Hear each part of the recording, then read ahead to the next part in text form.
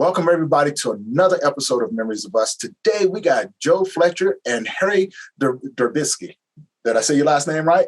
And today I am really excited to dive into this topic on mental health. And we have two experts in the field. And I'm just going to hand it over to them and we're going to see, we're going to have a good conversation. I hope you guys can get something out of this. How you guys doing today? Yeah, doing great. Thank you. Yeah. All right. So Tony, Joe is from England and I'm from Canada. Okay. Wow. We're across the world today. England, Canada, Colorado. All right. I'm loving that. So, I'm really excited to talk to you guys about mental health. So can you explain what mental health is? I'll give you a little bit of my story first so you get an idea. It started when I was a child. I was quite a perfectionist as a child, so I was really anxious. And remember even doing a spelling test and spending loads and then just getting one question wrong and begging the teacher. And so, I went through that for a while and then I got quite sick by the time I got 9.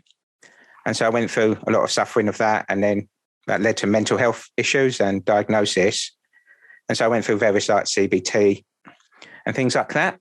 And so, you mentioned in church as well, I did go to a primary school, Church of England, and that never really made sense to me. I mean, I enjoyed the school and that, but I didn't make sense of a guy sitting in the cloud and someone sitting in the middle of the earth. But I always believed in something beyond just the physical. And so, I was going through that, really suffering and that. And even when you said about suicidal thoughts, I remember I even used to say, well, I'd never actually do it because of my family, but if I got cancer, I wouldn't care and like make plans how I could do it, so it wouldn't affect anyone else. Right. And so, I went through that and then I got told by doctors I'd never get better. And so, it was pretty hopeless, really, and hoping for a miracle cure. And then it was beginning of the lockdown in March. I happened to pick up a book that I'd tried before. And this time that I've been suggesting a mental health group because of the lockdown. And it talked about thought and how we create our reality through thought. And we think we're the camera when really we're the projector. And I just really heard something then that actually, rather than it being the universe or it being God that calls it or being victim, I was actually the one who had the power and I'd the one to create from that I'd, created that in myself. And it actually really heard something rather than blame myself. I thought, wow, actually, I have hope here. There's something really here. And then I saw Sid Banks' name in it and saying he was the guy who'd uncovered the 3 principles and the author and led to the author. Mm-hmm. And I just wanted to find out more. So I put him on YouTube and then I discovered. And the first thing I heard him say was, we all live in mental health, but don't realize it, even people in mental hospitals. And then it just really, really hit me that actually, wow, I am actually got that hope. I am actually, I'm not really my diagnosis and that. And that was really a big shift. And I just wanted to find out more. So I kept consuming it. But of course, personal thinking coming back, I still got anxious sometimes. And then one day I remember waking up just really anxious. And then suddenly it just felt this voice came up through inside me. And it was just pure love going into me. And it was almost like time had stopped. And I interpreted it as being, it felt like the power of God at the time for me.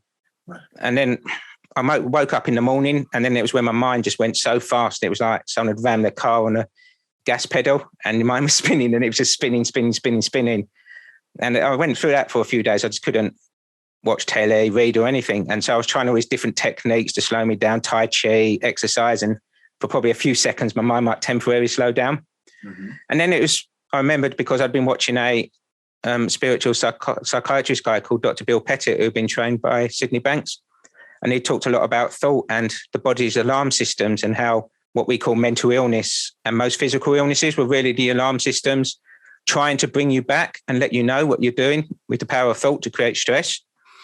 And so then I was going through this, I thought I'd been enlightened, but I felt terrible. And I was saying, I can't understand why I feel so bad. I've been enlightened, but I feel terrible and I wanted to go back. And so I was going through that, really creating this hell for myself. And then suddenly out of nowhere, this new thought came through. No, this is not enlightenment. Enlightenment is a beautiful experience. This is your thinking doing it. And like that, it was like someone taking their foot off the gas pedal. And my mind just slowed down.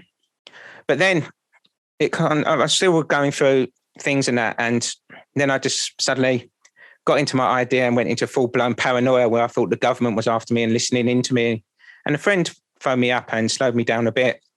And then they suggested I listen to Sid, and I would just spend days and weeks listening to him. And it was really weird as well. I'd have a question and I'd just wake up in the night and it would answer it like he was almost in the room. And it felt like I was being pulled through realities. And each time I would grow from it and I'd get a bit more. But it was still, I saw it as I was getting all these negative things happening to me as well. And then just out of the blue, I saw on Facebook a advert for a webinar, 3 principles from an Indigenous perspective. And I'd always been interested in it. And it seemed quite like I'd had an experience like that where I'd been floating in the universe. And I thought perhaps that was spirit walking. And I wanted to go in there and ask. And so I went on there and I was asking the Indigenous people. And then Harry came on and I was telling him about it and seeing it in the negative and seeing it as like these diagnoses. And then Harry told me, no, this is spiritual gifts, because he gets that with Indigenous people. They think it's bad spirits. And he tells them. And then that was like a massive shift for me. I just a whole change that actually what I thought was this negative experience was a beautiful experience. And then he invited me into the group and I came in and I was still really like wild and that. But I was starting to hear these other people who were just so wise, who had these experiences that had been through what I had been through, but had these really deep knowings. And every time I did quieten down and hear them, I would hear something and it would just give me this such great feeling. I'd grow with them. And then more people came into the group and I was in a mental health group and I thought, why don't we have these come in and give a talk to these people who are suffering, because they could help. And we came along and the energy was just so amazing and the smiles on people's faces. It was just, there was something really there and we just felt it all together. And then I had another one I'd already arranged with a psychiatrist to do, who I've mentioned before, to do for this charity. And so we decided to bring the group along as well to actually show the people who had discovered this. And we gave this talk. And then we realized that actually we had something here, something so powerful that had never been really realized, that they told people they could never get better and that, and people just didn't have hope. And we could show that actually, yes, we had all this power, this insights and wisdom. And so we just kept doing more and more and we would really connect with the people and it would really show. And then I'd see that I'd come to the group, seeing the difference, that I would come with ideas that I'm going to talk about my problems. I'm going to talk about these issues. And then I go and we talk about spiritual reality and spiritual insights. And we just raised the feeling. And when we've raised the level of feeling, the level of consciousness, all of that would just drop away. And then afterwards I'd think, oops, I'm supposed to talk about my problems. and then I'll see that every time my mind would go quiet or I would see something, it might be a few days, I would have an insight that could completely shift me again. And it would just come through. And it wasn't like an intellectual understanding or trying to do anything. And I found actually the more harder I tried, the worse it would make. And I remember I got really anxious and I tried everything I could to solve it and all the techniques, and I just got worse and worse and worse and end up just shutting down, because that was another thing Dr. Pettit taught me. The chronic fatigue syndrome was actually a way of protecting you. And I see it's like a thermostat that it shuts your body down. And so in the end, I realized that actually I can't do this. So I surrendered myself to God, saying that, oh, okay, I'll let you do this for me now, because I realize you're the intelligence, the power that can. And I let it. And then I just did whatever it told me to, sleep, that, and it would bring me back out. And so I started to just realize how I completely shifted. I mean, I was just such a negative person before. I would just, everything was like a glass half empty, like, oh, always looking into the future in a negative way, or in the past. And I'd say 95% of my time was just spent thinking about the past or fantasizing about the future to take me out of it.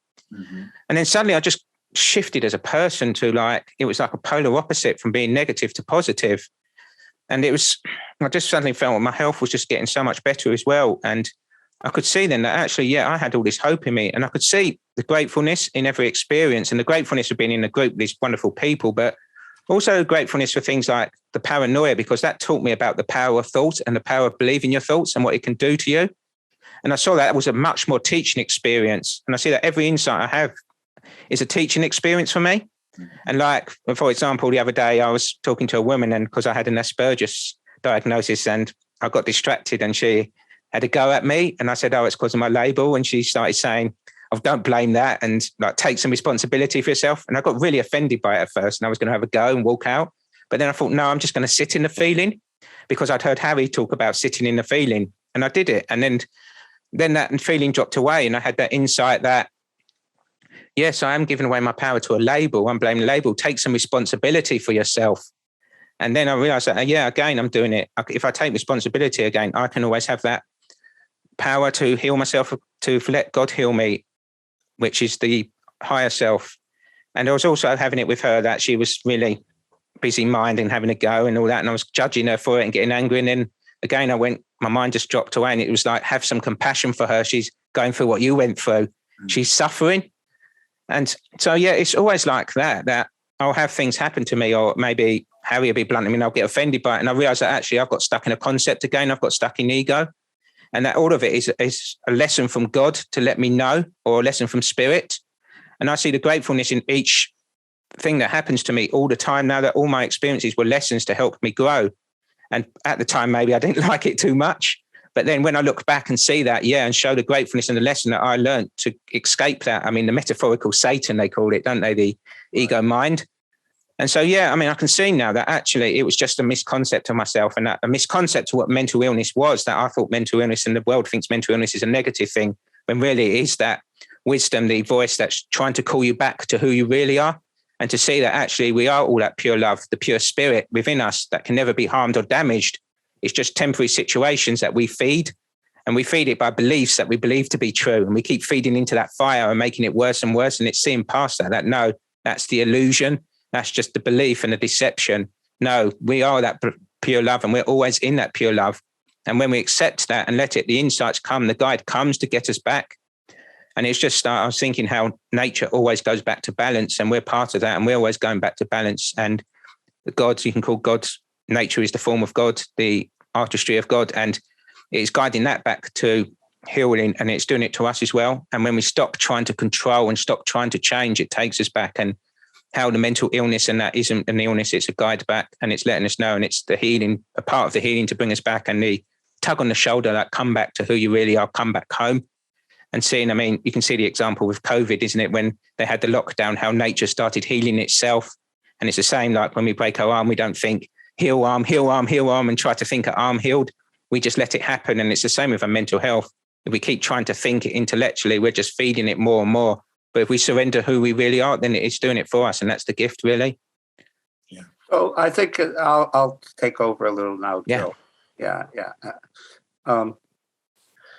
And the definition of mental health is really the opposite of mental illness. So when they go to school, university, the doctor that Joe mentioned, Dr. Bill Pettit, says, I went to 26 years of university, and I was an expert in mental illness. The only problem is I had never learned one thing about mental health. So right there, you see that the world is stuck in an image of trying to fix a problem, when in reality, mental health is like, do you play sport, Tony? MMA, yes. Yeah, okay. Well, in sport, we call it being in the zone. And when you click in the zone, you're not thinking, and your body just moves in natural fluidity. That's your natural state. Right. And then because you're an ordinary human being, of course, you think, which takes you out of your natural state of being like a baby, Tony. A baby doesn't come in and go, I'm mentally ill. The baby says, I'm mentally healthy. I'm an angel coming from the heavens of earth type of thing. And musicians, when they talk about being in the flow, when they're playing the jazz or the music, that's mental health. In the zone, in the flow. It's a state of mind. Like meditation, people talk about meditation. They got it wrong. They're talking about the technique of meditation, we're talking about the state of mind of meditation. Okay. So we're not talking what you do to get to. You're already there. How would you even recognize it if it was something you didn't know? We were talking before, Tony, and we were sharing a feeling. Well, we didn't know each other. We'd never talked together, but it didn't matter. The feeling is the state of mental health. You could see the ease, the relaxation, that's who you are, people. And yeah, I understand that you go through trauma or grief of a dear one and so on. But with what Joe's talking about is that's your spiritual journey. I know it's it's hard emotionally, mentally, psychologically, but spiritually, Tony wouldn't be doing this show if he didn't go through all this incredible grief. And he wouldn't have the compassion for you that he has now, or even the interest that he has now. Without how does that work? It's because he had to drop a lot of personal thinking of who he was and what he needed and what his foundation of who he was. And he just found what he called divine intervention. That was his words. That's mental health. You found your mental health, your soul, your connection. You're connected to God. You're connected to except in psychology and what in the three principles, we call it universal mind. What is universal mind? A psychological word for God. The Muslims call it infinite intelligence. Oh, God, universal mind, infinite intelligence. Christians call it Christ consciousness, or they might use even the word God, universal mind, infinite intelligence, Christ consciousness. All the same thing. And where does it reside? There's the big question. Yes. Where does it reside? Is it all over the place? Is it in you? I know you see this, Tony. You see a lot of spiritual people, but they don't seem to be adjusting that well to life. And yet they have love and compassion and care. They haven't seen yet, they haven't gone to that next level of consciousness inside where they also are connected. Like, here's an example. Einstein is probably the greatest intellect the world has ever seen, possibly the greatest intellect the world. And he was an incredible human being. Him and Gandhi talked all the time. Most people, because naturally higher levels of consciousness want to talk to higher levels of consciousness. It's just a lot more fun than talking to a bummed out, materially oriented human being. Right. It just is. I mean, let's face it, life isn't just physical. No. And it isn't what's in front of your nose all the time type of thing. So, but he never saw that he was inside his formula. He included energy. He was looking for the unified principle of life, and it was in him. As great as he saw, which was spiritual insight, he still didn't connect himself. So the more you connect yourself, the more you see your beauty, the more you see your mental health, the more you uncover the truth. That's all Joe did. He had a misconcept. What is mental illness? A misunderstanding about what mental health is. There's your definition of mental health. Joe was all messed up. And I told him, no, he had a spiritual experience that was beautiful. What did he talked about the suffering being an alarm system, but what about the beautiful experience that he misinterprets? Right. Well, he needs something to knock him on the head to let him know he's full of bullshit. He needs that. He needs an alarm system that is impeccable. God provides that and says, Joe, you're going the wrong way. And Joe goes, I'm busy right now. Could you come back a little later? Right. Yeah. And he goes and he gets worse and worse and worse.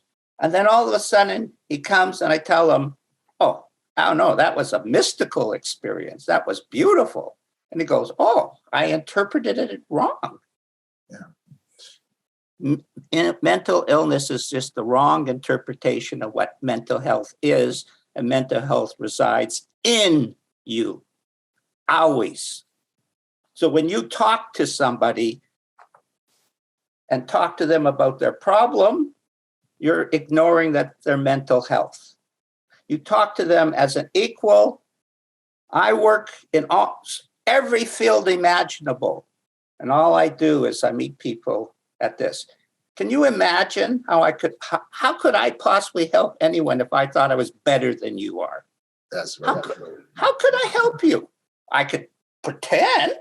You could give me glory and status. Oh, you have a degree, and when I'm talking, what comes out of my mouth, is it going to be good stuff, or is it the usual smoke just moved around a little bit differently? Right. I've seen that a lot. As a matter of fact, before I even started understanding what that meant, and you put it perfectly, there's a difference between mental illness and mental health. It's the misconception about it, right? And I did, for the longest time, I never knew. I had no one to tell me, right? And so I kept thinking there was something wrong. But then there was something inside of me saying, no, there's nothing wrong. You need to pay attention and listen to what I'm telling you. And so I think where the problem is, people associate all the bad things that come with mental health and mental illness, and that becomes their truth. And like you said, it's hard for people who don't have the correct guidance to make that connection. And then you talk about the principles of the insight of your mental health. Let's talk about that a little bit. What do those principles consist of? So that people understand what that consists of, because we can talk about our experiences, but I don't think people will truly understand. I'm going to get Joe to talk about them, Joe. But I'm just going to do an intro for you, Joe. Okay, and so these three principles are three formless spiritual energy forms that fully explain psychology. Every emotion, every feeling, everything you are experiencing. And once you see how it works, how the universal mind connects to the personal mind and what it creates, what happens is you then see it's like a hammer. So the principles are like the hammer. And if you're hammering on the wrong end and you're wondering why the nail doesn't go in, and somebody comes along and says, why don't you turn the hammer around? You go, oh, is that how it works? Once you know how a hammer works, you never go back to the handle again. That's true. You now understand how the hammer works. Psychology is a lost world of bullshit. And homeless, bigger. Drugs, bigger. Mental health, bigger. Anxiety, bigger. Stress, bigger. Greed, bigger. Lust, bigger, etc., etc., etc. Don't tell me they know what they're talking about. If they did, we'd have solutions. We're not having solutions. These three principles are three universal principles that were uncovered by a grade 9 welder, grade 9 educated welder. No background, just had a spiritual insight and saw these three principles. These three spiritual principles, they're the trinity of all psychology. All that you see, all that you experience. And because they're formless, they come in a feeling. So you don't actually intellectually ever get them. Once again, a tip. If you're looking for more information, you're looking in the wrong area, people. It's a feeling, and it's a positive feeling. It's not a negative feeling. You're not there to analyze your negative feelings. That's what keeps the negative feelings alive, the principle of thought. The more you think about it, the more bigger it gets. Right. And the psychiatrists and psychologists call that denial. It's not denial. It's denial is turning away from the truth. That's denial. Denial is turning away from the fact of how it works. That's denial. When you don't think about something, think about this, Tony. When you don't think about something, is it there? No, not really. I think it's still there. We just haven't made the connection. Only physically it's there, but not. What about mentally, Tony? Is it there if you're not thinking about it? No, because you're usually thinking about something else. Well, change your mind. As Yeah. soon as you change, that's all good tennis players learn. They learn, I'm hitting with my intellect. And then they hit into another zone in the zone. And all of a sudden they're, ooh, look at this. That's why they play, Tony. They don't just play for the money in the crowds, They touch magic. Yeah. You touch magic, Tony. That's my message to you. You touch magic, the same magic, but it's not in tennis. It's in Tony. Okay. That's what you're looking for. When you touch your magic, Tony feels good. He feels like he's onto his dream. He's not an old fart, He's got dreams. You're not an old fart with, you have to take the pharmaceuticals and get fat and do all this stuff. Bullshit. The mental health is just for you to wake up to. Joel saw it in, I have a misunderstanding of my experience. Another person sees it in a different way. God will send you the right way to see it, but you got to clear your mind of all that belief that you have about what the world is. Tony had an experience. He had to drop a lot of beliefs about what life is. Yes. A lot. Yes. And it wasn't sweet and innocent either. It was a kick, and it hurt. Oh, yeah. But what happened? Resilience was naturally built into Tony. He couldn't give up. And in that not giving up, he found surrender to God, salvation, or peace of mind. He's found his own wisdom. That's where you're going to find the answer, in your own wisdom. And these three principles allow you to access your wisdom. Don't listen to Harry and Joe. Listen to yourself. And then you got something. Yeah. Anyway, Joe, that's my intro. Go ahead. Yeah, we have divine mind, or as I call it, the mind of God, the intelligence of everything, really. And it's also the thing that guides us, that voice inside. And I mean, you can see how it always is healing nature, and how nature, I think every physicist will accept that there's an intelligence behind everything and an order. And you can see how they will cause some harm to nature and it will heal itself again. And it's always adapting and changing. And that's within us as well. And it is that thing that guides. I might try and use my intellect to do it myself and my control. But then when I do surrender to that guide, that voice comes in and lets me know, nudges me back onto that path. And then we have divine consciousness, which I call the eyes of God, the perceiver. Mm-hmm. And it's the thing that brings our thoughts alive. It's the thing that lets us perceive those thoughts. But we also have levels of it, or levels of awareness. And so that's how we can actually, when you're in a low level of consciousness, you're trapped in that state of hell, that state of mind prison of your conditioned thinking and the ego. And I was thinking how much, so I was watching Star Wars, and how much that is a metaphor that you turn to the dark side, which is the low level of consciousness, turning to the ego. And then the people become like a biological machine, like Darth Vader, just being controlled by that mind, and the slave to the emperor, or your mind. And it's when you grow in levels of consciousness through that guide and insight that you start to become more awake and actually see that, then that personal thinking is just lies. It's just a concept that you built up about yourself, that you believe things and you don't, that's not you. That's just something that just comes and goes all the time. You don't have to perceive that. And then you have the power of thought, which is our guide through life. And we have that. And so we're not talking about personal thinking here. We're just talking about that, we're the thinker, and that behind that, we have that power all the time, and the power to switch to pure thought, which is an insight. And that is when you get that you may go through suffering, but then suddenly there's that new thought that changes. Or you can go out walking. For me, one big example I had was I started falling down a rabbit hole where I was thinking, well, if only I'd known Sid Banks and been in Salt Spring We're in, I could have been happy. And I started going right down a rabbit hole with that, getting really depressed. And I went out walking. And then I had that new thought they would call the insight that, no, you're giving your power away to everyone else. That's within you.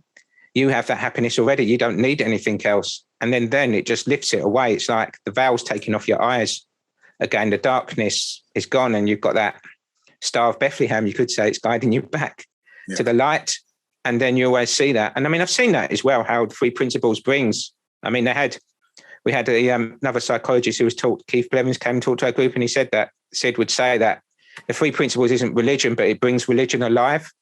And I see that now. I look at the religious books and how they're also pointing to that kingdom of heaven within you, that space, that pure love within you, that healing, the health that is within. And that's where it's all guiding to when we stop believing the lies in our head, the Lucifer that's chattering away, trying to deceive us. That is not us. That is just something there. And we can just ignore that and come back to who we are again, and then find that us. And then I just love going in nature now, and you just see the purity of it, and how I had a big one because I heard when it's saying that seeing what is and what isn't, and not what isn't, and what isn't to me is seeing things through concepts and judgments and the past thinking, and that's just a lie, and that's the eyes of Satan. But when you see things through your settled mind, through love, you see what the true beauty of everything is, and you see the true beauty of yourself and the true beauty of others. And so, yeah, I mean, that's what the Three Principles are, and that to me, and that's what how they help me as well, and how they're guiding me, and they're guiding everything in life. And I mean, it doesn't matter what people think of it; it's just there, and we use it however we wish to use it.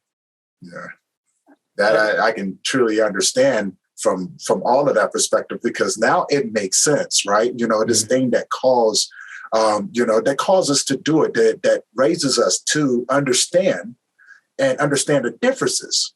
You know, and it took me just like most of us, right? You know, like you said, you know, we don't want people to come up where we are. We want to meet them where they are. And that way it's easier of a transition for people to understand and accept and surrender to those feelings that we're having. But it's a lot of hard work. And I don't think people really understand that.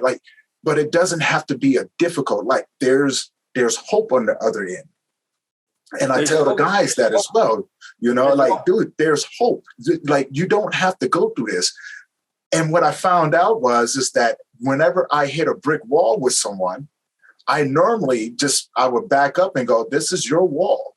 Now let's look at the wall and see what it consists of, right? And it's all of these different emotions, the depression, the anxiety, the loneliness. I've been there, done that.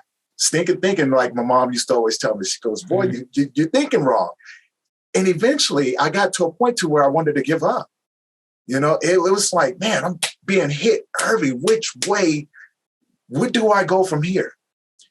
And I find out once I sat down inside of myself and I told myself, I said, you know what? There's something to this. This is not something out of the ordinary. We already have the answers. So what are the answers that I see, right? And I think those questions kind of coincide with everything that you said. What are the answers that I see to these questions that are weighing me down? And then I tell people, I said, you know, it feels as if you have a boulder on your back. We all know the analogy. Got that boulder on your back. You're trying to carry it. Smartest thing that you can do, you don't want to carry it, drop the boulder. But it's not as easy as what people think it is, right? You just don't push it off. I mean, you actually have to look at that boulder and see it for what it is, right? We don't go around it. We go straight through it. We have to in order to make that connection. And God says, you know, I got everything that you need, and it's already inside of you. Surrender to me. That way I can show you, right? At least that's my understanding of it. Well, I want to answer. First of all, of course, the metaphor of what you're talking about with God is 100% dead on. And that's the way it works. So that's the way it works. To face your boulder and to examine your boulder is not a requirement. What it is what is a requirement is to see you have a boulder, but you don't have to analyze the boulder. You don't have to. And what it is all the change in my life has happened when I'm not thinking about it, when I'm not trying to change it. I'm just accepting what is, whatever that is. Mm-hmm. and not interfering with it.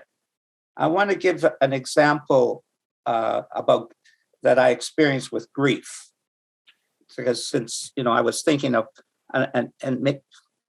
so my best friend, I hadn't experienced death, and my best friend, I'm in my 50s now, died, and this feeling of sadness came in. Well, of course, I can only imagine the sadness you felt, Tony. The same. That feeling of sadness came in. And it was healing. I had always thought sadness was a negative emotion, a negative feeling. But it came in a wave, a God wave, let's call it, or a spiritual wave. And it went through my body and cleaned me out in a wave. It would last anywhere from 2 minutes to, to very short to longer. And this wave would come in and I would feel lighter. And then I would think about this thing, my friend gone. That was man-made. That was Harry created thought. Yes. The first, and it would create psychological sadness. Because I was thinking from my ego or from my mind about what, my friend, I'm missing him. And so I would quiet that down, because that's man-made from Harry. Beliefs, as Joe would talk about. Right. And I saw, I'm creating psychological sadness. And that is not healthy for me. And then another wave would come in. So the waves of healing, of balming came in. And again, I would find this calm and this feeling. And if I was wise, I wouldn't think about it. And I would just keep moving in with where that feeling was taking me. Right. But if my level of consciousness dipped, I started to feel a little bit lower. I started to think, lower feeling, lower level of thought. Yes. Oh, lower thought. Now here's a principle, a concept of thought. Thought creates feelings. Right. Feelings do not create thought. Thought creates feeling. And who's the thinker? So I'm using impure thoughts or sad thoughts to create sad feelings. And how do I feel? Sad. Versus the other one, where I'm not misinterpreting and not the feeling, universal feeling coming in. And each time it came in, it helped me to heal. One works, one doesn't. Mm-hmm. We have learned the wrong use of thought, conditioned. You are this. You are black man who is going to be suppressed by that. I get that a lot.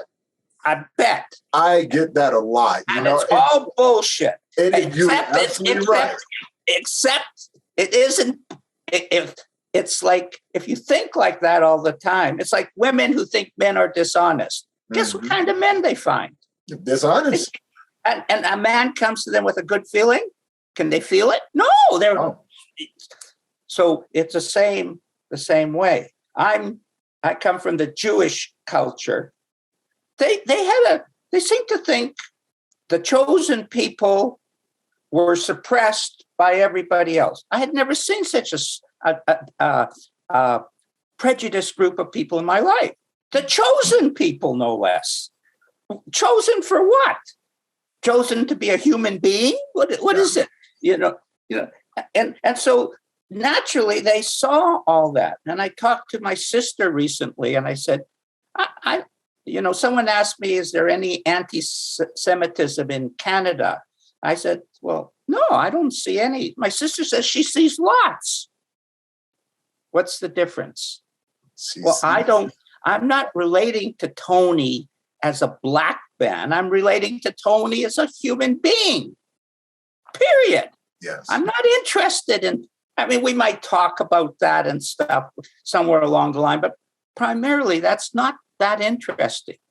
What's interesting is who Tony is. Is he a good man or is he a bad man? Exactly. And if he's a good man, he's using the right use of thought. And if he's a bad man, he's using the wrong use of thought. Right. And he believes in it. Greed, selfishness, lust, anger, et cetera, et cetera. And yet, unfortunately, Harry, the man who's so pure and that has that in him too. I too have that in me. And so I can't be that pure. And why should I judge somebody else who's going through a little bit of a difficult time momentarily? Do we have to make a big deal out of it? A mountain out of a molehill? That's psychology. I love that right there, because that's, honestly, speaking from experience, I've been there. I used to be that guy that used to think negatively, right, about life in general, because at an early age, I had to learn how to protect myself. And then once I learned how to protect myself, I realized that was my state of mind. I can't trust anyone. So I was always looking for someone to do something bad to me. So I was always on the defensive. I'm like, you know what? If you try to hurt me, I'm going to hurt you first. So I'm already expecting, even though it wasn't, I would say 60% of the time, it was never their intentions, but my own train of thought, I was going, I know you're going to do it. I know you're going to do it. So I'm anticipating you doing it, and I'm giving off that energy. So when it doesn't happen, I'm going, okay, something's wrong. I always thought something was wrong. And I would go, it's only a matter of time.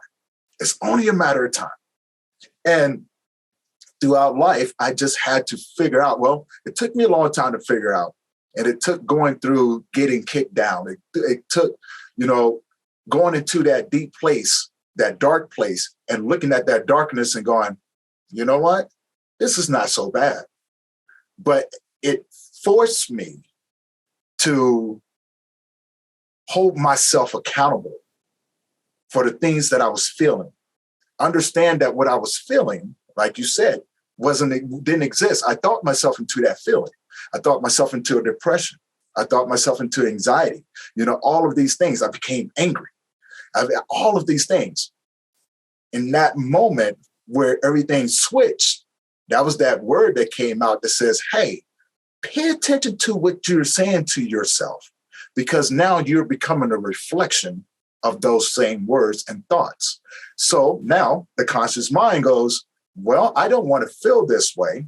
What do I need to do? Well, first I need to change the way I think. I really need to change that. See, that's just pure wisdom. Yeah, and it just came to me. If any of your listeners can hear that, they're already on the road to healing. That's the thing. They hear it and they think that there's just magical wand that they need to have in order to initiate it in their lives. I'm going, no, it's not magic. It's you. It's strictly you. You could take your trauma and you can play that out through your whole entire life. And that's what you will always experience. Or you could take that trauma and feel the blessings inside of it, the lessons. So we extract those things and go, okay, I get it now. I'm going to take this and I'm going to apply everything that I've learned to myself. And when I feel myself rising to that level of anxiety, I can look at the anxiety and go, you don't exist. If I do not feed you, you don't exist. Just like you said before. That's the truth. That's the truth. Joe, could you explain from a three principles perspective of what trauma is and how it's created and sort of the answer to it? Can you, that simple question, I like you to answer the simple ones. Yeah, I mean, obviously when you're experiencing it at the time, I mean, you deal with it, don't you? And you feel how you do. So it's not a spiritual bypass in that to say that, because someone started arguing with me the other day saying that if a bailiffs are coming and that, are you saying they shouldn't feel anything? I'm saying, no, of course you would. But then you don't need to keep that alive for the next 30 years because the event's gone, hasn't it? but we just keep replaying it over and over. And then, I mean, you create the poor me. I created the poor me. I mean, the poor me, I missed school. Poor me, I didn't get to be a teenager. Poor me, I didn't have a girlfriend when I was young and all that. And then I just say, well, no, I mean, I'm not playing that narrative anymore. I can see that actually all of them were lessons, and even trauma is a lesson, isn't it, to see who we truly are. And we can keep that alive. We have that free will to keep it alive and stay in that negative poor me. Or we have that free will to see that actually, yes, everything is a lesson, back guiding us back to help us grow, and that we're here to grow in consciousness, and that that's what it's always leading us to. And I just feel grateful for everything that happened to me, all my events. And whereas before I thought, oh, well, maybe in the next life I'll have a good life instead, or I'll just have to get through this life the best I can. I can see now that actually everything in life that happens to us is a lesson to grow to who we truly are. And yes, we can see it in a negative way if we want. That's up to us and that. But really, that's just a little lie that we play for ourselves. And actually to see that, yeah, the brightness. And I was going to say as well, even I've learned that through Dr. Bill Pettit as well, that even suicidal thoughts are that callback. And they're the biggest shock, to stop believing your thoughts and stop being in there. And then even now, if I get suicidal thoughts, it's to say again, like, not kill yourself, but to kill the way you're thinking, kill the way what you're doing to yourself, see who you are again, kill that false image of yourself. Yeah. And that I truly understand in that as well, because I have talked myself into almost taking my own life because I felt that I was hopeless, right? You know, when you're in that muck, when you're in the mud, everything seems heavy. You know, I can remember too. It was like, you know, I told myself, you know, what am I here for? I have no purpose. I mean, what do people think about me? I just lost my kid. They probably think I'm a bad parent. So now I'm assuming people are saying this about me, and now I'm believing that narrative. I am a bad parent. Why am I a bad parent? I didn't do anything wrong, but I lost a child. I wonder what people would think about me. They probably think that, I'm no good. So I started thinking I was no good. Then I started going, you know what? I don't want to be around anyone. So I thought myself into an isolation. Inside of that isolation, there's that depression. And then I'm looking at life and I'm letting it take control of me. And I'm telling it, well, if this is what you want, I will give you what you want. And what I didn't realize is that I'm telling myself this. And I'm believing the thought and the words that are going through my body. But there was something on the other side saying, hey, no, let's look at this from a different perspective. So I surrendered to it. I said, what do you want from me? What is it that you want from me? Instead, I should have been asking myself, what do I want from myself? Right? Because no one wants to feel that way. No one at all, And it was, again, that thought pattern. Once I got to that point of, I'm going to take my life. This is the best thing for me. I got nothing else to lose, right? That's what I said. My life is shit. The people around me are just as messed up as I am. So I really don't want to be around that crowd, right? Because when you're around that emotion from these different people feed into it. And now you can feed off of that emotion and it helps validate what you're going through. Well, if this person's doing, I must be on the right path. If this person is thinking about suicide, I must be on the right. This must be the answer that I'm looking for, right? Until I was going, well, I really don't want to die. I really don't. So what do I need to do? And that voice said, you need to tap into the thing, that glow, that spark that's inside of you. There's something in there. There's a message for you inside of that. And that began that journey of walking into it. And it was no longer, I'm looking at everything around me and I'm going, well, this don't exist. This don't exist. This don't exist. What is it? Well, this is what exists. You are in control of everything that's going on inside of you. Change your story, you change the outcome. So now I look back now and I go, you know what? This world has been I appreciate my journey. I was truly blessed, right? And people go, well, how can you feel truly blessed? I go, well, if you think about it this way, I lost a child. It's no difference than what most people go through in the world. I was blessed because I had something that most people don't get. I had the opportunity to be a father. I had the opportunity to be a better man through this transition. And so what did it entail? As most people find out, it entailed me saying, hey, you know what? You are enough. You are enough. And everything that you need, you've come equipped with. So let's extract that. And so I tell people about my kid and my mom, and they go, man, that's really horrible. I said, no, you don't understand. I had 8 years. Most people don't get that. Best time in my life. When they go, well, he passed away, I go, yeah, but you know what? He never left me. He's still here. He's in my heart. That never dies. The memory, the good times. I had one moment that changed my life. But I had 1,000 different memories that I can hold on to. Good things. They talk about my mother. I said, man, they don't understand. I was blessed to have a parent.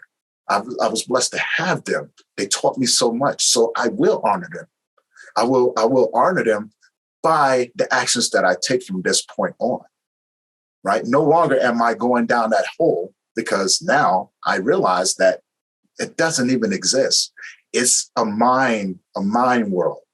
Right? You have all of these different things that are compiled and everything. And I just look at it and go, regardless of what's going on, I can keep moving. Like you said before, Harry said, hey, it's that resilience. I know that I'm not going to give up, even though I've gotten to that point. But it's the beauty in the lessons in it, the answers that came about. Let's look at Tony's story, because there's a lot of wisdom in it. And so he's on a lower level of conscious. I'm going to just use 3 principles jargon to explain. So he's on a lower level of consciousness. And on that lower level of consciousness, you're thinking, to use Tony's word, stinky thinking. You can't help. When you're on a lower level of consciousness, you can't trust your thoughts. Right. It's impossible. But the reality feels permanent. Yes. Like it feels permanent. So even though you have other understandings at that moment, it's oppressive. Mm-hmm. And then he came to a point that he couldn't go any farther. He had stepped into the quicksand, but he couldn't go any deeper into it because he would have taken his own life. And at that point, he came to face with the death of his beliefs. And what he found when he looked at the death of his beliefs was this glow inside. That's what we're calling mental health or mind, universal. He experienced the universal spiritual essence of the glow of who he is as a human being. And it was alive.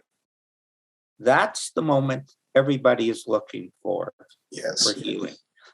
Once you have that, then your level, what happened was Tony had his level of consciousness go up. On the lower level, the death of all these people hurt like crazy. Oh, yeah. On the higher level of consciousness, looking back at it, it's a spiritual journey that has brought him to a greater understanding about the glow inside, which is God, the God of Tony, the beauty of Tony, the wisdom of Tony. And Tony realized on the higher level, could access his wisdom. So he could look at that past experience from a traumatic way or from a optimistic, blessed way. Mm-hmm. The traumatic way is you still haven't let go of the feeling. And the reason you haven't let go of the feeling is because you haven't had yet that insight or experience of that inner glow. See, without the inner glow, Tony, it's still a mess. Oh, yeah. But with the glow, there's universal love, let's call it. And Tony notices that his daughter, his wife, his grandparents, they're still living right now in his heart.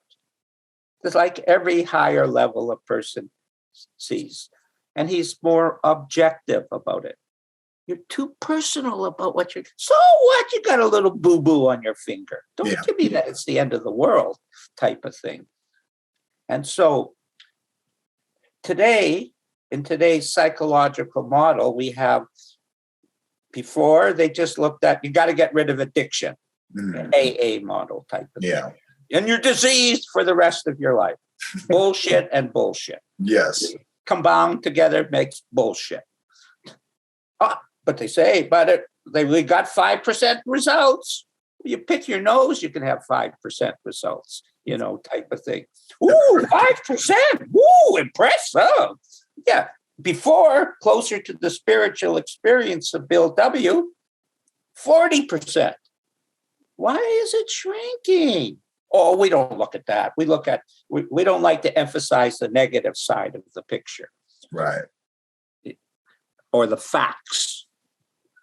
We don't want to look at that.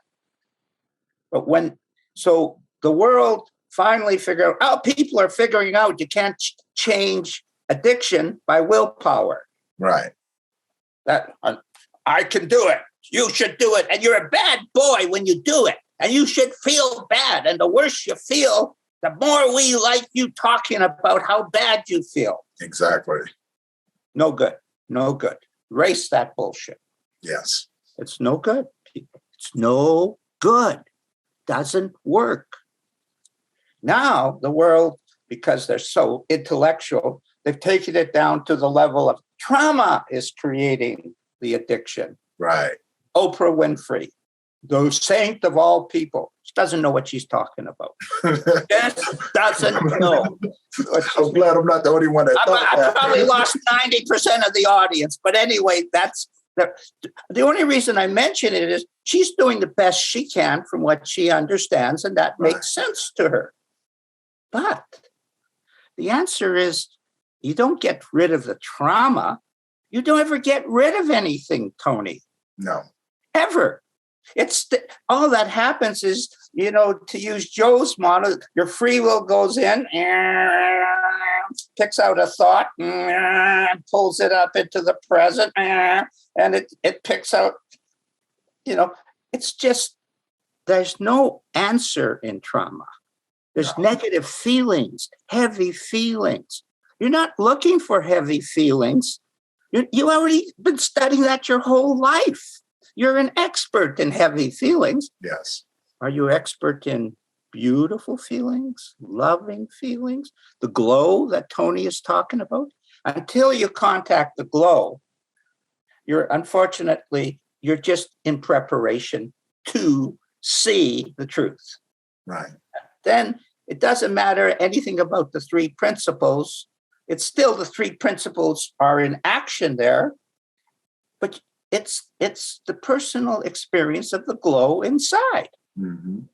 And once you have that, voila, you are on the road to healing because you're going to doctor yourself. You're not going to listen to stupid Harry. You're going to listen to yourself and the glow that you have. Harry could tell Tony something and says, well, that's not my experience. Who does he? No, I'm not going to listen to him. I'm going to listen to wisdom. But once in a while, Tony gets lost, Harry gets lost, Joe gets lost into their thinking. And the personal thinking creates an illusion of perception. It's an illusion of perception. It's not real. As soon as Tony changed his story, guess what happened? He said it in his story. I changed my story about being traumatized and bummed out and all this stuff. And guess what I found? I became optimistic, and I found out I still had jam. I still could boogie. I could still get down. I could do it. And I didn't have to feel bad about my past experiences. They were what brought me to the glow. Exactly. The glow's the big deal, guys. I heal people in in addiction, mental health, anxiety, everything. All I do is take people to a beautiful feeling and let the beautiful feeling teach them that there's the answer. I love that. That's all I do, Tony. I don't get into any detail. Tony, I've written 2 books on addiction. Evolution of Addiction Recovery, Evolution of Addiction Recovery Reopened. I don't know anything about addiction. I know a lot about healing. Yes. See, look, first book, from the level of consciousness I'm in, you're in a tunnel and you're walking out of the tunnel to the light. That was the highest level I could see to write that book. Look at this book, Tony. Where is that person now? Wow. Is he on a beach or is he in the clouds? It's just on a little itsy island with this panoramic sunset, and it's like he's floating in the universe of unlimited potential. Yes, I love that. That's you, Tony. That's Joe. That's Harry. Yeah. Unlimited. Don't give me you're limited by your mental health scenario. As long as you believe in the form rather than the glow, you're messed up. You're missing the boat. You're caught up. Joe's an expert on talking about being caught up in the little mind. Yeah. Do you know why he's an expert? He was so caught up in the little mind that he saw what bullshit it was. Yes. Excuse the expression. I self-identified you, Joe. So sorry. Oh no, you're fine. Like I said, you're absolutely right. There's a lot of bullshit that comes along with it. And what I found out when I talk to men about these things, and when I converse with women as well, it's usually the same things. We talk about addiction. I know a lot of people that deal with addiction. I've sat in the classes because I struggle with alcoholism, until I realized that, you know what? I don't need to make an excuse to go out and drink. I need to make a choice, a more conscious choice of understanding what drinking does to me. And that's called consciousness. You want to be conscious of the truth. Yes. Like there's obviously nothing wrong with having a drink, but in excess, it starts to have a side effect. Right. Yes. And if you start to psychologically use it to medicate yourself to feel good because your work was stressful, etc., then you start to think it's the alcohol that's changing. It isn't, people. No. It's just you relaxed your mind. Yeah. And the alcohol. In actual fact, alcohol is a depressant and makes you stupider, not smarter or more relaxed. It's the opposite. But at the beginning, there's that relaxation feeling. That's what you're looking for. If you have mental health, addiction problems, you want to get more relaxed. What are you afraid of? I'm going to tell you. You're going to hate it. You're going to hate the answer. You're afraid of silence. You're afraid to be alone with your own thoughts. There you go. And your own thoughts are your greatest gift in the universe, yet the number one cause of psychological dysentery. Yeah. It poops and poops and poops. Yeah. Like they always say, you can wish in one hand and poop another. Which one's going to fill up faster, right? Now there's a metaphor, Joe, we could use. But it's true though, right? Joe and Harry, we've all experienced that. And I think that's where people don't understand, because you get so used to filling up the hand with poop, you forget there's another hand, right? Eventually the hand starts to weigh. You become hopeless. You feel as if the world is against you. And I say that because I've been there. I thought the world hated me. I thought God hated me. I used to argue with him all the time. Like, what do you want from me? Like, do you see my life? And what I kept telling myself in return, yeah, I see your life. It's fucked up. Your life is fucked up. And I believed it. I believe it. And then I listened to that very faint voice saying, no, your life is beautiful. Tap into that. And I look at it and go, no, you don't understand. Do you not see the world that I live in? I'm like, no, your life is beautiful. Do you see the world I live in? No. It's not beautiful. I'm dodging bullets every day. I'm running from the police. I got to survive. And life says, no, you have to learn how to live. In order to learn how to live, you have to learn to accept and not try to force the things that you can't change, but change the things that you can. That are practical and common sense in front of you. Right. If you're confused, don't look at the big picture. Just bring it down to what you can deal with right now. That's just common sense. And as it starts moving, as the motion starts, as thought starts to create, the creative force of life, thought, and as it starts to create, and as it gets momentum, it's one good thought reveals two good thoughts. Mm-hmm. Two good thoughts reveal 10 good thoughts. But you have to get it moving, and you can't move when you're looking at the big picture. Right. Sometimes you're not equipped mentally or spiritually or emotionally to deal with a lot. So you bring it down to, okay, I got to wash my dishes. The sink is full of dishes. I got to wash the dishes. Mm-hmm. Oh, I got to, my shoes are there. I have to move my shoes to where I know where they are, and so on.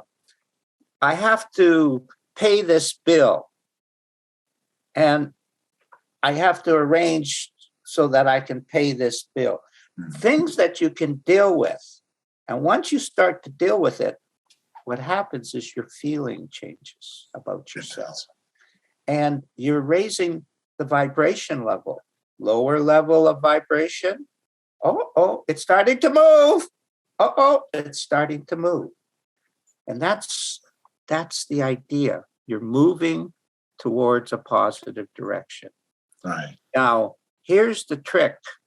If you've been bummed out a long time and all of this doesn't make any sense to you, you have to plant positive feelings right now. You have to start right now. You have to start planting positive feelings. And when you go, instead of thinking about a negative thing and talking about a negative thing, you say to yourself, did I plant a positive feeling there? And you go, actually, no, I missed it. Okay, next one. Mm-hmm. And once you start planting a positive feeling, you start to see, oh, I'm starting to like positive feelings. I've been addicted to my negative thinking pattern. So much so I can't stop talking about it. Right. So how does Harry know when a client has not heard it? When he's smiling and has a good feeling and he's still got nothing? It's simple, Tony. They start talking about their problem. Very true. I've been talking about beautiful feelings, and they've gone to that beautiful feeling, but they think the beautiful feelings came from me, Tony. Yeah. Bullshit. Yeah.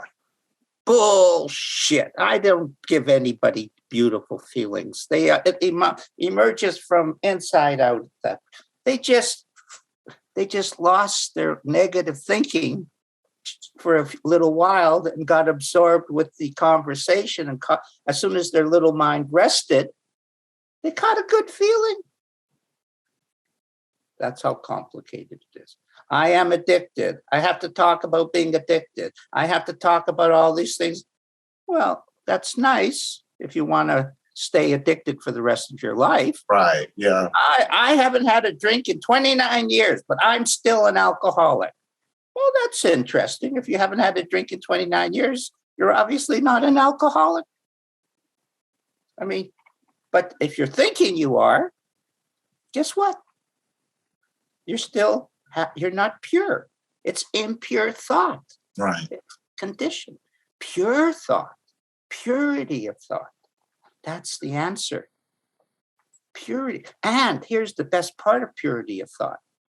Tony always knows when he's bullshitting himself. There you go. That's very true. And it is crazy, and I want to get your perception on it as well, Joe. Is when I realized what alcohol was doing to me, right? I used to make every excuse. It's hereditary. Everybody in my family drinks. It must be something that I cannot control.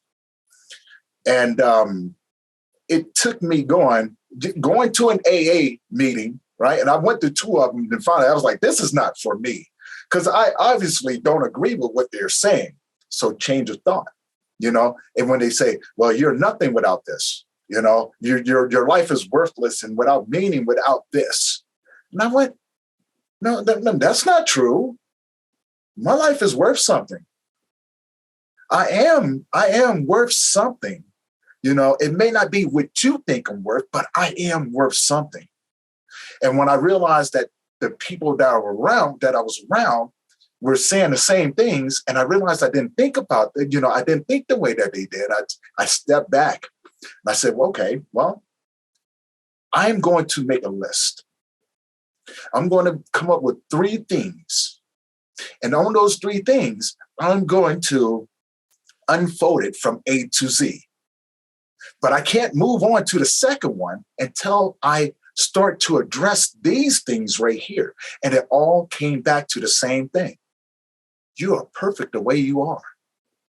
That's what you need to tell yourself. You like to drink. Okay. You haven't drank in a while. Doesn't mean that I'm an addict, right? It just means that I've come to a place now to where I don't need it. Because like Harry said, alcohol is depression. Well, I don't like being depressed. So, well, I have to make a better choice. Same things that we tell our children when they're coming up. You need to make better choices, or, these are the things that are going to happen. Choice, thoughts, all of these things, it all depends on you. And what I found that was a lot of people gave too much control to the thing that didn't need to be there. Right? It was like, oh, this thing is here. I need to pay attention to it. No, that thing is there. You know what I'm saying? You make a choice. Once you can look past that choice, extract the knowledge and the wisdom out of it, then you can make a better choice. Right? And you can look at it and go, yeah. So how do you see that, Joe? Yeah. I mean, for me, it was OCD, which is another type of addiction, really, being addicted to your thoughts and having to act. And yes. Really, I didn't even have to. I mean, I used to try and get rid of it and then blame myself for doing the compulsions to get angry. But I just found the more I listened to truth, the more I discovered who I truly am and saw the tricks of the ego by just listening to people who spoke about the truth. I mean, listening to Sid or others, and it just dropped away on its own. I mean, I didn't even have to do anything. I just noticed, well, I haven't done it for ages now. So it's seeing that actually even we do them to try to escape the thoughts, try to alleviate them. But I was like always blaming the labels as well. So no, I did that because I was OCD, or I did that because I was Asperger's. And what had a big shift for me is I was watching a video by another 3 principles psychologist and called Joe Bailey, who had Lyme's disease. And he was getting sicker and sicker. And he went to Qigong master in Malaysia. And he wanted to have a private session. He started talking to him and he said, don't you ever call yourself Lyme's disease again. And then from that, he actually recovered. And I released the same with me. Every time I tell myself I'm something, I become that. So I am what I'm telling myself. And so if I tell myself I'm an alcoholic, then I become an alcoholic. If I tell myself I'm sick, I become sick. If I tell myself I've got OCD, I become OCD. And so it's seeing that, yeah, I'm telling myself a lie and then I'm becoming that lie. I'm creating a character of myself, a bit like a fairy tale character, really. I create it.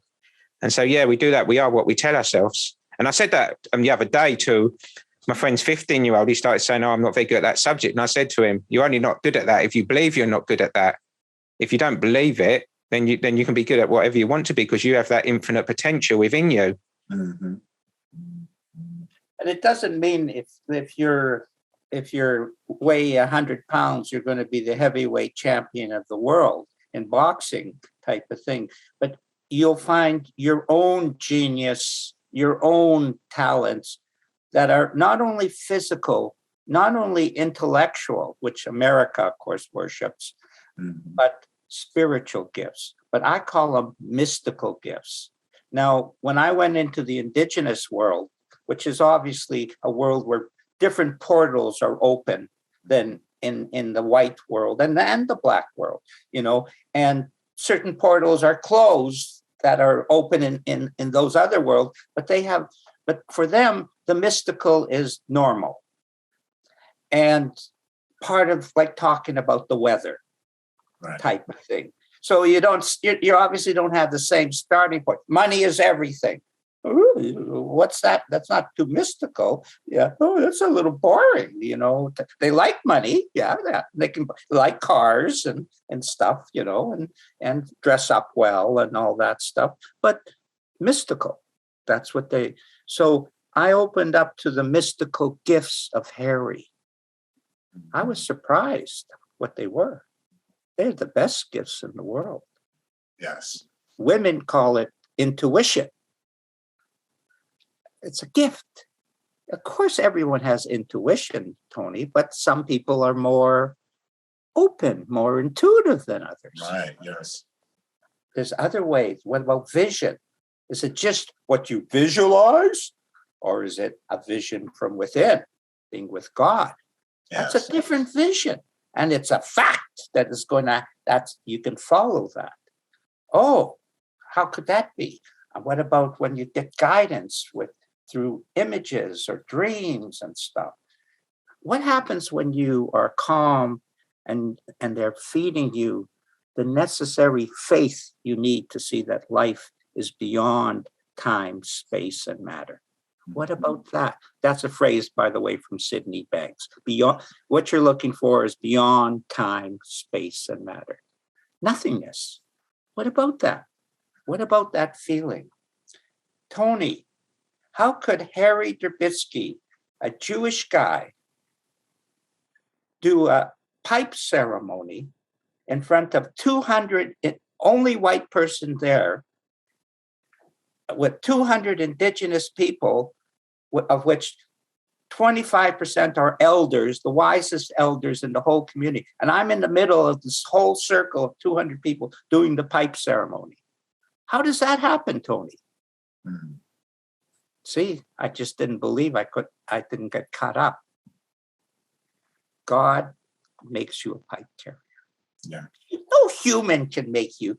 No human makes Tony.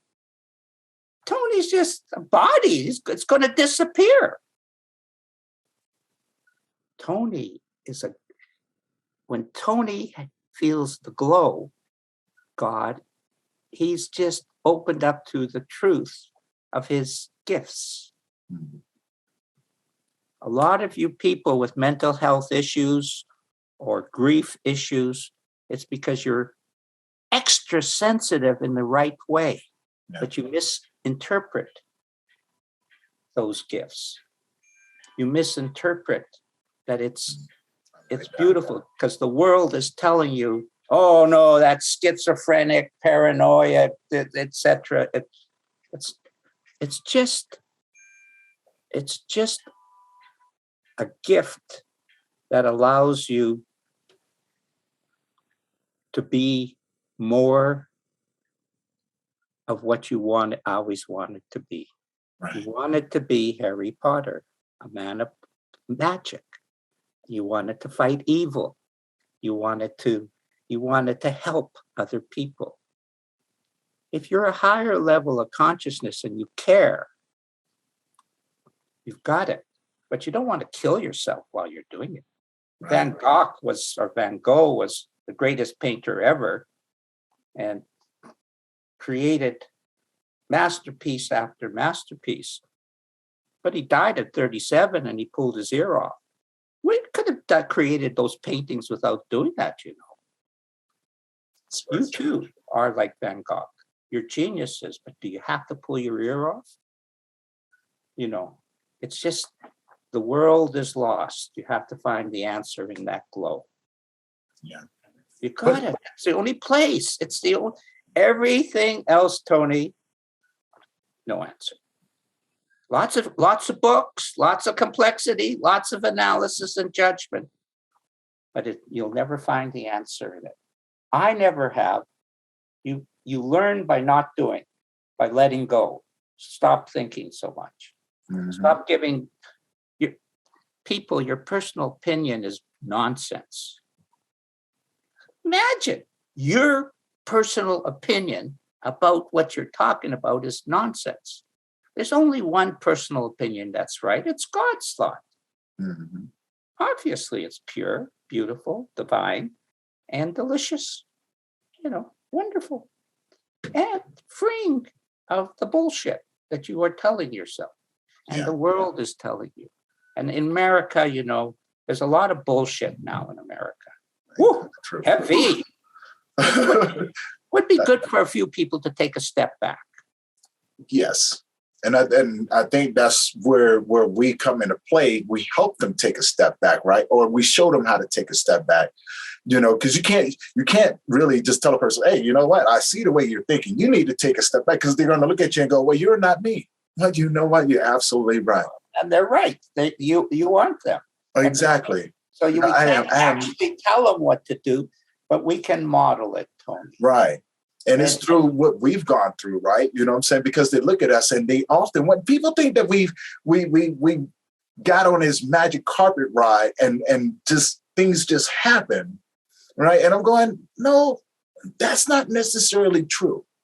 So before we think that all of these things are, the physical truth of what you're experiencing, I want to show you something. The things that we're experiencing is that it's our thoughts, it's our unconscious mind trying to make sense out of things that don't need to be made sense out of. That can't be made sense. Exactly. From the intellectual concept. I read a book once. It was Why America Went into Iraq. Mm-hmm. And it was an insider who explained the whole process. By the time I had read 50 pages, it was so complicated that no human being in the whole world could have figured out what to do. Right. They had so overanalyzed, no wonder they went in it with a lie. It was so convoluted. That's who we are, Tony. Yes. We create. It's so complicated. Joe mentioned, I thought I was enlightened, and my mind was like the busy bees, and so on. So what happened, Joe, when your mind was like that? Like I say, it was like when they describe conscious hell. I mean, it was like going through the fires of hell. It was just having the mind running so fast. I mean, if that's what people who get diagnosed as having ADHD are like, I have so much compassion for them, because I couldn't even sit there for like 30 seconds before I had to get up, and I'd try and read 2 lines and my mind would just be gone, or I'd try and watch 2 minutes of TV. And my family said it was like I disappeared for 3 weeks because I'd just gone in my mind. And I was just going to say what you said before as well. I mean, you can lead someone to the path, but you can't make them walk down it, can you? No. And that's why we have to find it ourselves. I mean, someone can push us along the way, but we have to take that step. And it's the same with that. I mean, I had to take that step of changing that thought myself. No one else could have told me. People could have said to me, it's just your thinking. Or someone could have said to me, it's just you making it up. But until you actually have that realization yourself, anyone can tell you anything, and it's just adding to the noise. Yeah. And so, we can listen to things, but we do have to actually hear it ourselves and take that one step ourselves. That's very true. I'd like to read something from my book, Chapter 42, The Final Battle. A past client had a gambling addiction, described what it was like re-entering the gambling world again, but this time from his present level of consciousness. So we're talking about 2 different levels of consciousness. Right. Yes. Okay. The client had jumped levels of consciousness and had learned to access his own freedom. He decided on his own that he no longer liked the feeling of gambling. He did not like being so self-absorbed. He did not like being held a prisoner. He did not like hurting others when he was in this self-absorbed space or state of mind. He chose inner peace. He wanted to dance with life. Common sense had kicked in. He desired freedom from feeling restricted by the state of mind of being addicted. The psychological or thinking level of the urge had lost its power. It had become he had become an ordinary human being seeking to realize his unlimited potential, spiritual peace, contentment, the experience of inner calm, and gratitude were now the most powerful influences in his life. He was and will always be connected to the oneness of life, that which many call God. Now, here's an interesting part. If he lives in gratitude, see, Tony, you have a lot of gratitude. When you lose that gratitude, Tony, you are, well, you know that word, yeah. Yeah. Okay. Yeah. Up the creek without a paddle. Yeah, I've saved it. There you go. Yeah, there we go. So if he lives in gratitude for this choice, he will continue. See that you experience, but you have to have the gratitude to keep it lubricating and continuing to grow. Without the gratitude, people, I'm sorry, you're going to lose it. Yeah. He will continue to absorb the positive and magical energy of mind, universal mind. Now he talks about business opportunities, realizing his dreams, and experiencing a growing fascination with life. Just one more paragraph. The man symbolizes someone who has uncovered the mystical nature of who he is. He has integrated the saying of God I am, but I am not God.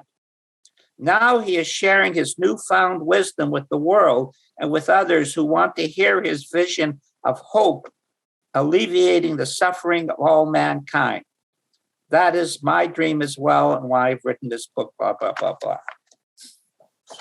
I love that. There's so much inside of those paragraphs right there that I can relate to on such a different level. It's the gratitude, the appreciation. It's, everything that comes along with it, the wisdom, and wanting to understand it more, wanting to understand it so I can help the next person, and for me, it was like I found my sense of servitude to others. I wanted to share with them what I've learned, but then I had to learn how to show them. Well, I had to learn how to help them understand that, hey, no matter what happens, everything's going to be okay. So I have this term, and we've all understood it. I go, you know how crazy this is. Your rate for surviving your so-called bad days are 100%.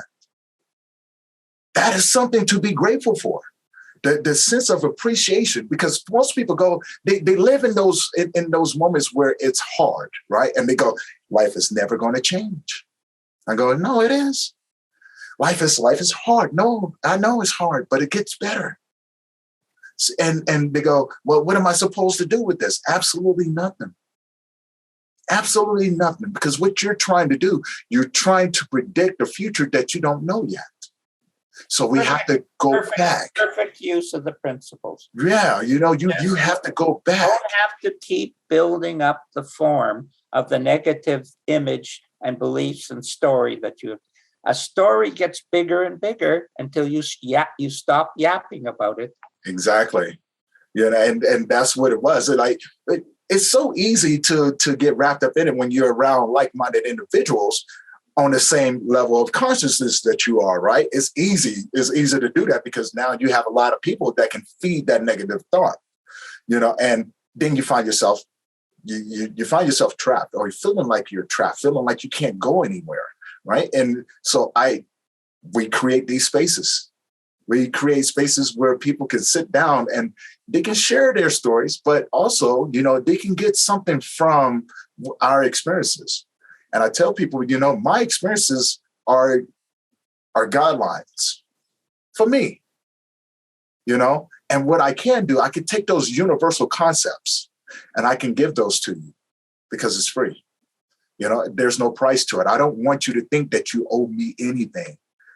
The person that you owe is yourself. But it's a matter of, what do you want from it? No one can dictate that for you. What do you want from it? Because it's no longer about me. This is so much bigger than what we thought, right? It's so much bigger than a perception of what we conceive as, and it's so much to be given from that. And most people think, oh, I have to be secretive.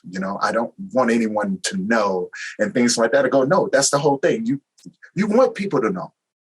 You want people to know, but you don't want to dwell on that. And you don't want to preach. And you don't want to preach, right? What you want to do is that you want to serve. That's where it is. That's where it is. That's exactly where it is. The sense of servitude, and I learned this from a guy, Alex, and very, very intelligent individual. He goes, in servitude, we find a mission, and the reward from that is a beautiful thing. So he's taken all of these things, the principles that you've talked about, the things, and it's just beautiful when I look at everything. He's take these principles. And he goes, okay, here's what we're going to do. We're no longer going to sweep this under the rug, but we're going to address them. And once we address them, you're going to hold yourself accountable. And once you hold yourself accountable, then you're going to start the healing process, because there's no escape from that after that, right? Because now you have to go, okay, I've done this, and these are the consequences, and these are the people that I've affected. Now ask yourself, you know what I'm saying? Are you willing to deal with the consequences, and are you willing to keep looking at the people that you've affected from your own negative thoughts? If the answer is no, now you have a door that's open. Let's go through that door. Let's see what that presents. So we're going through those doors one step at a time. We're not just trying to go through. I've done it. We see those doors and I'm going boom, boom, boom, boom. I want to open up every last one of them, because now my curious mind is going, okay, what's behind all of these? But what I found out is that when I opened up all of these doors, all of this stuff came pouring out, and I found myself sitting in that mess. But for me, sitting in the mess was the best thing that I can do. It was the most beautiful thing that I can do, because I realized I can make sense out of it. It's not a mess anymore. It makes perfect sense to me now. And so let's look at that. Yeah. Now, what Tony says is his way, and that, but in reality, there's a simpler way. You can jump time. See, Tony, it all took you to a place where you just thought, it's my thoughts. My thoughts are creating my mess. Mm-hmm. And if I understand how thought works, I'll change thought in the right direction, and all of that will disappear. The story automatically changes when you change thought. So you can go through, like it is true, most people have to go through it step by step. A lot of people, some people, right, 1 second, and they got it all. All that happened is they didn't do that whole process thing. They just went to, oh, I'm sitting in a mess, and it's my thinking. It's like a nightmare.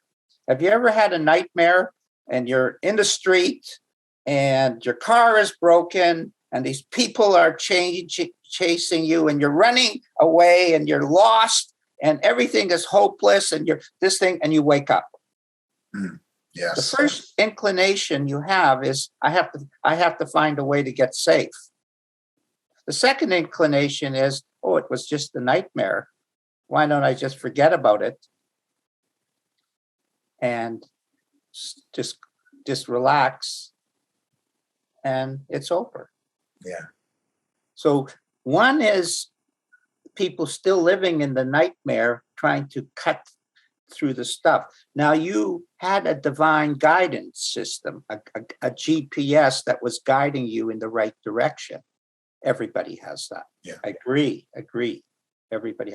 But the reality of it is, you don't have to live any aspect of the nightmare if you see the essence of what created the nightmare. Right. Yes. As soon as you calm down, you allowed your natural resiliency to allow you to see. It's funny. It wasn't actually a mess. It was your interpretation of the moment. Yes. It wasn't a mess. If you're using Joe's analogy, it was God's message to you that you were heading in the wrong direction. Yes. which you verified. Yes. And then when you saw that you couldn't deal with the nightmare mess, you then look down to what you could deal with. And you could deal with, oh, I'm the thinker. And if I change the story, I'm going to live a different life. Mm-hmm.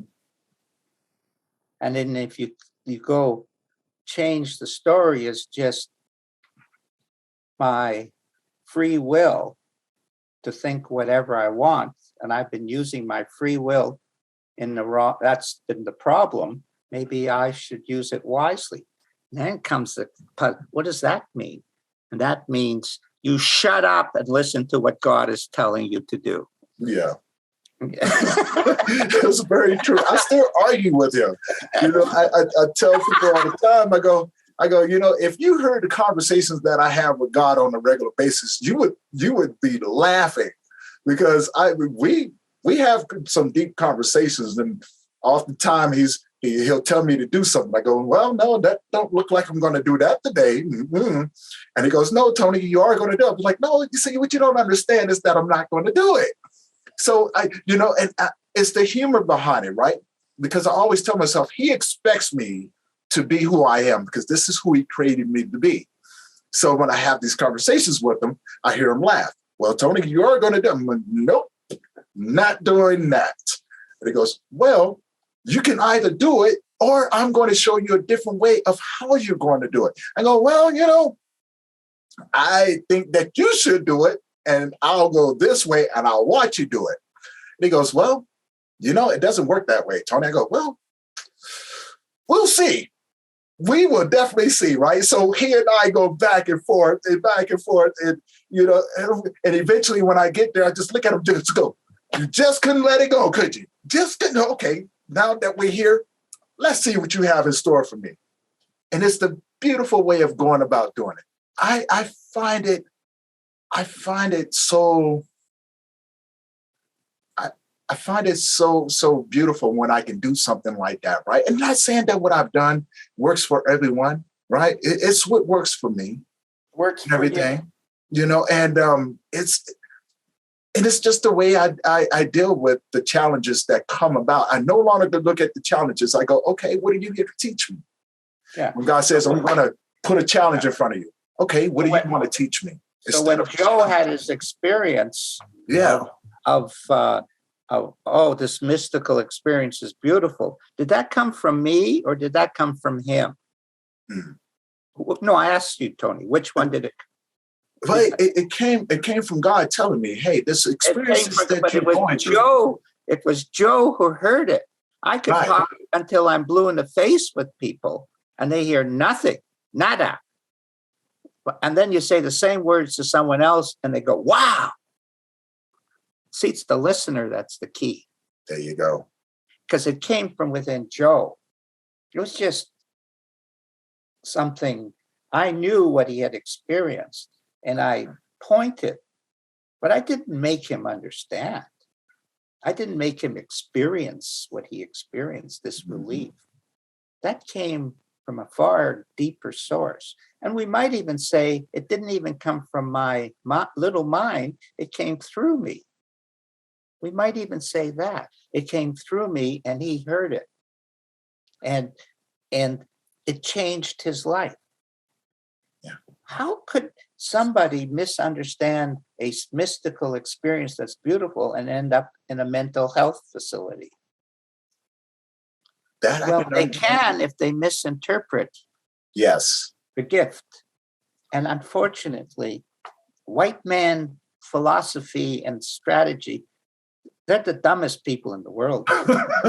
No offense, but I mean, yeah, they know how to organize and absorb all the money for themselves. Yeah, they're good at that. Yeah, but they're not.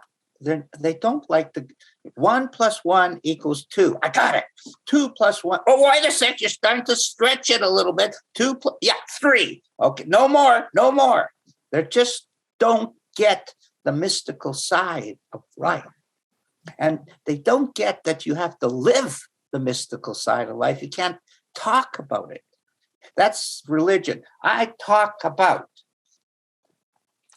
telling people, I'm not interested in talking about spirit. I'm interested in talking from spirit. Now Right. that's indigenous, Right. but not indigenous to red people, indigenous to everyone. Everybody is indigenous to spirit. Mm. Everyone. All they doing is pretending I don't trust that, because where do I get the money? How can I feed my kids? Mm. But when you're happy, content, and relaxed, you're going to be a lot more productive in achieving and working at what you like, rather than just working for the money and Right. cheating people and accepting that that's just the way life is. Yeah. You don't have to play the game. You don't have to be dishonest, lack integrity. I taught my kids to be independent of my thinking and to work at something they love, not for the money. Well, naturally, two of them are teachers, they chose professions where they could be in a state of service for Mhm. people. That's what they enjoy, two of the three. And the third one is doing something she absolutely loves. So that's what you want. You want to tie yourself with love. You want to love your family. You want to love your work. And most importantly, you want to love yourself. And that's why forgiveness is the most important thing. You have to forgive yourself for being such an asshole. Oh, heaven forbid. Oh, Tony's an asshole. Joe's an asshole. I'm not going to talk about Harry because he's Keep it up, Harry. We're going to throw that in there too.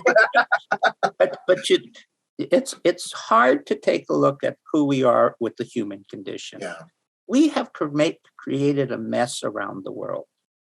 Guess what? Who when I say we, that's you. You and your thinking is part of the collective consciousness of the world.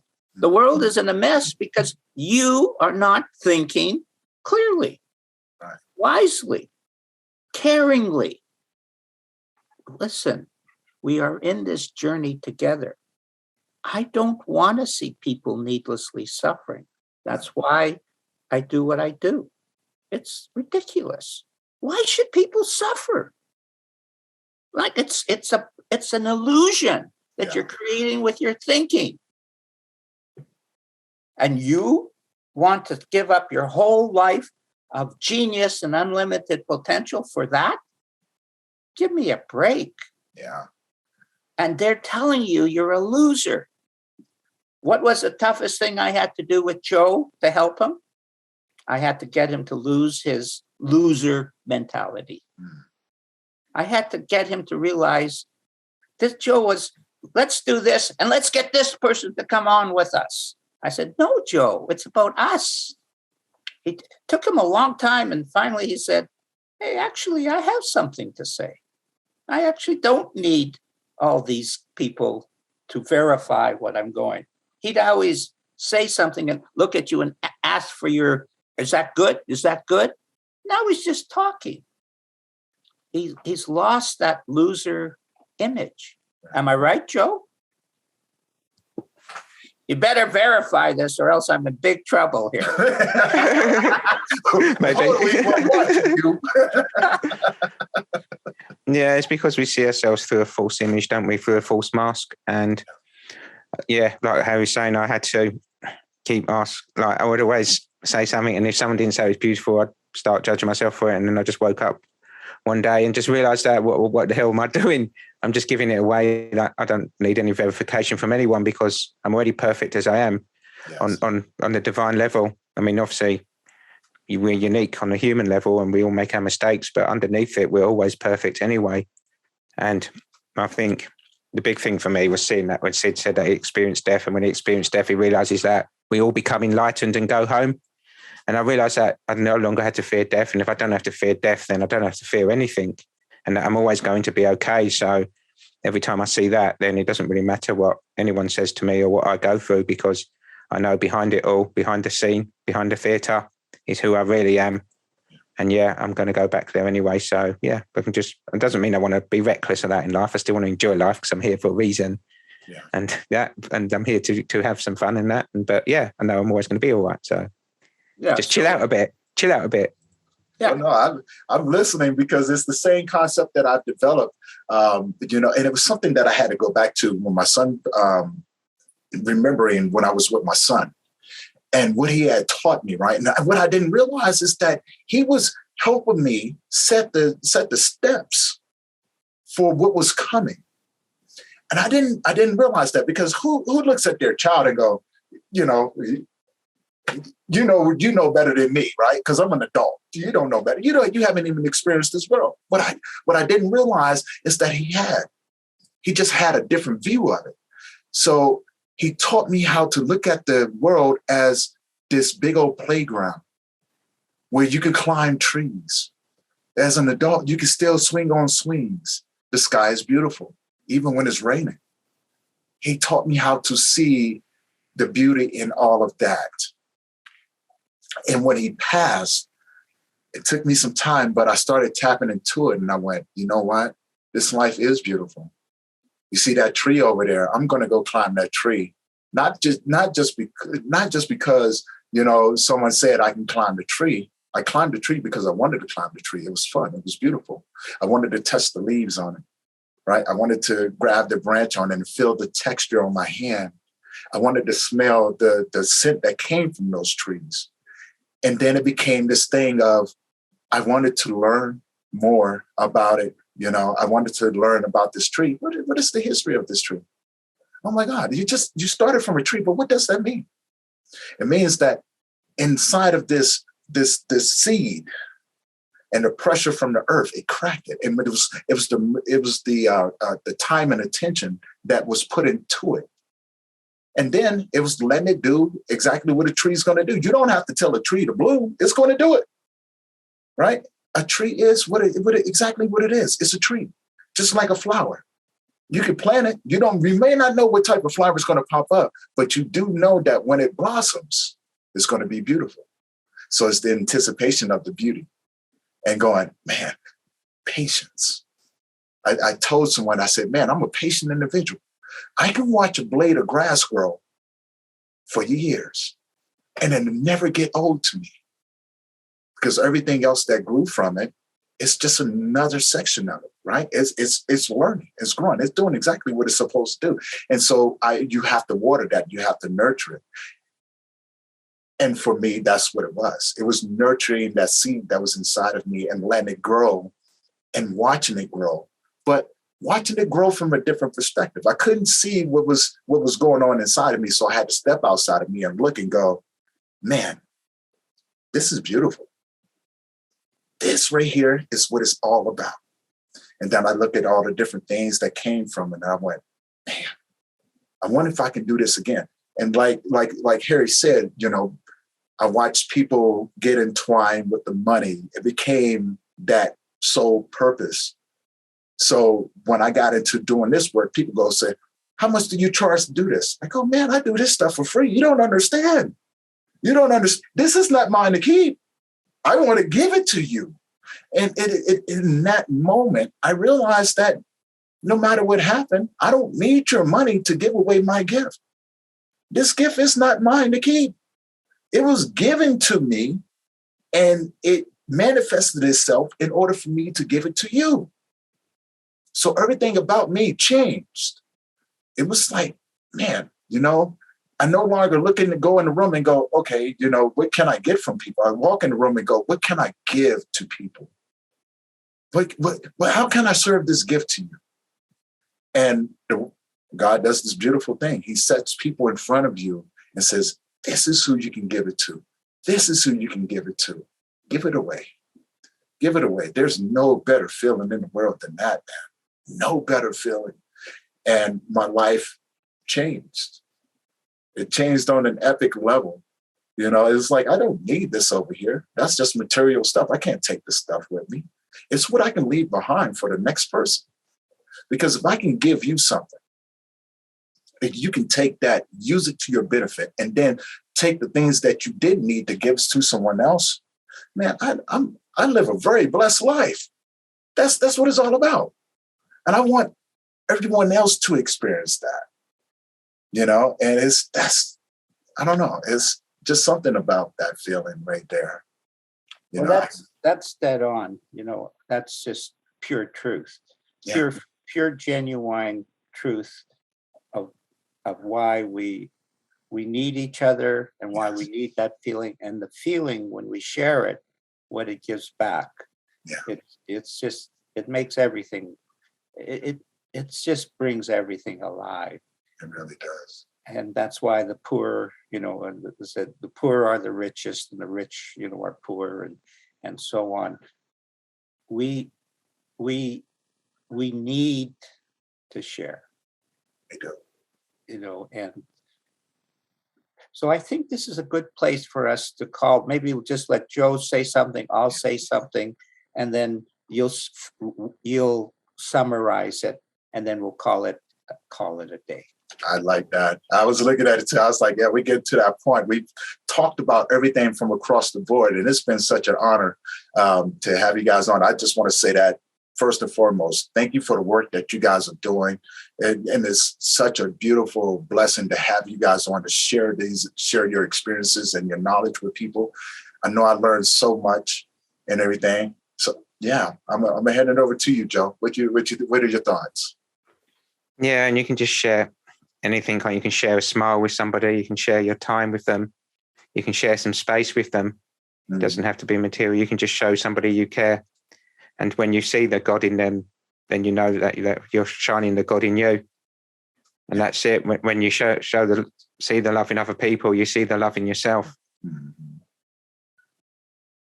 Yeah. And I'm just, the book I just wrote, for anyone who wants a copy, you could either order it on Amazon as an ebook, or if you send Tony your address, I'll mail you a copy of the book if you like what we're talking about, and you want to find a little bit deeper answer to the illusion of the human condition and the illusion that we create through that. This book will help you. It's a spiritual, psychological book about who we are and finding just who you are type of thing. And I'm going to read this. This was from in my book. Sid, our teacher, who's passed away 12 years ago, if you want to really go deep, Sydney Banks, he's on YouTube and different things. This is the pure stuff, and deeper than a lot of the stuff that other people are talking about. So he said this in a talk called Thought and Alcoholism. Okay, and this is the final. If you want change, it must be in a positive way. It's very important, people. It cannot be in a negative way. So stop looking for your change in a through your negativity. That's me talking. That's not Sid. If you want change, it must be in a positive way. It cannot be in a negative way, because that will keep the falseness alive. Once you see the false, this is Tony's way of looking at it. Now, this is what you're talking about, Tony. You've talked a lot about this. Once you see the falseness of your thought system, doesn't that sound like you? It sounds just like me. It releases wisdom and heads into a positive reality. Isn't that your story? That's it. Okay. Then we see alcohol for what it is, i.e., it is only a human being giving it power through lack of consciousness or lack of understanding. Mm-hmm. We treat the symptoms, but we don't find out why. Yeah. With that, I'll leave, I love that. And I want to say thank you guys again for being on the show, man. I had such a blast. I love the conversation. And I want the audience to just grasp those gems, that wisdom that was put inside of there, and be able to live your authentic life, not through the trauma, but through the blessings of the trauma. And I just, I'm looking forward to reading your book. So that's definitely something I definitely want. Send it to Joe, and he'll send it to me, and then I'll send you a copy. I got an author price, and Amazon will ship it right to you. Okay. I will. I'm definitely going to be looking out for there. And I'll be putting your links down below. So anyone who's listening to this right now The links will be down below. How to get a hold of them. Please read the book. If you guys enjoyed this, please reach out and understand what you're going through. You know, it's not the end all be all, right? You know what I'm saying? There's something on the other side. And I want to say thank my guests for being here today, having such a beautiful topic to talk about. And to the audience out there looking, I want to say, man, keep your head up, stay blessed, support each other, and stay in your community, learn everything you need to learn, and give back to others. That's the way life is. And if you can't give it back to anyone, give it back to yourself. There you go. So if you catch the good feeling, it will find a way to share. I love that. First, catch the good feeling for yourself. If you haven't got a good feeling, all you're going to share at that moment is a bad feeling. Yeah. That's not sharing. That's not what Tony is talking about, that he's feeling with that gratitude and all that. The good feeling. And we're not always in a good feeling. But if we wait, what's that Rolling Stone song, Tony? If you can't always get what you want. That I understand. I definitely understand. And with that being said, I want to say thank you for everyone who's listening. Thank you for tuning in for another episode of Memories of Bus. If you like this, comment, subscribe, leave us and tell your friends about us. And till next time, you guys stay blessed. Keep your head up and keep moving forward, because today is just one day out of many to come. You guys stay good. Keep your head up.